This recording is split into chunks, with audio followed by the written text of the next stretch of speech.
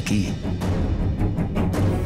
ওরা যদি খুঁজতে খুঁজতে চম্পা চামেলির কাছে পৌঁছে যায়, যদি চম্পা চামেলিকে অ্যারেস্ট করে আর সেখান থেকে যদি জানতে পারে যে টাকার বিনিময়ে বাচ্চাদেরকে তুমি ওর হাতে তুলে দিয়েছো, তখন তোমার কোমরে দড়ি পড়বে, তাই তো? অত কাঁচা কাজ মলিনা করে না মশাই।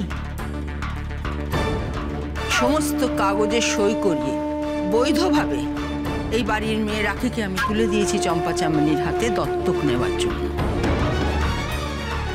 কাজে তুমি যতই আমাকে ফাঁসাবার চেষ্টা করো না কেন, এতদিনে নিশ্চয়ই বুঝে গেছো যে অত কাঁচা খেলোয়াড় আমি নই। বসে বসে কুম্ভীরাশ্রু ফেলছো ভাইবো ভাইজির জন্য না? আমাকে একটা কথা বলো তো, তুমি কি করেছো ওদের জন্য? তোমার কি গুরুত্ব আছে ওদের জীবনে? ঠিক আছে, আমি মানলাম যে আমি জেঠিমা আমি কিচ্ছু করিনি, আমি ওদের উপর অত্যাচার করেছি। আর তুমি, এটা তো রাখি বন্ধনের বাড়ি, এই বাড়িটা তুমি ভোগ করছো না? ব্যাংকের সুদের টাকায় বসে বসে খাচ্ছ না তুমি? আমি খাচ্ছি, আমি একটা পয়সা ছিল তাই নাকি? তা না হলে ইলিশ মাছ, চিংড়ি মাছ, ট্যাংরা মাছ এসব আসছে কোত্থেকে?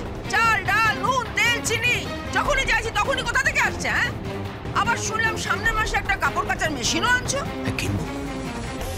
কিনবো তো, বাচ্চাটাকে দিয়ে তুমি দুবেলা জামা কাপড় কাচাও, যেটা আমি চোখে দেখতে পারি না। ওর হাত দুটোতে কষ্ট, তারপর স্কুল থেকে ছেলেটার নামটা পর্যন্ত তুমি কাটিয়ে দিচ্ছ। মানুষ রাখে যেটা বলে সেটাই ঠিক।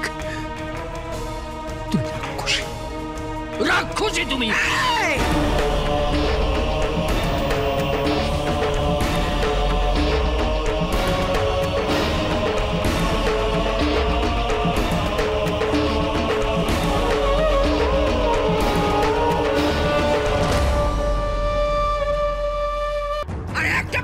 কিন্তু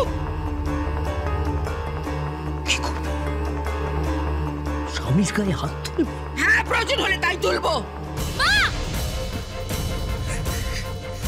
মা তুমি কি করছো? কি বাবার দিকে এরকম ভাবে হাত তুলছো কেন? তুমি বাবাকে মারবে নাকি? খুব বাজে মা, খুব বাজে, তুমি খুব বাজে। না মা, না,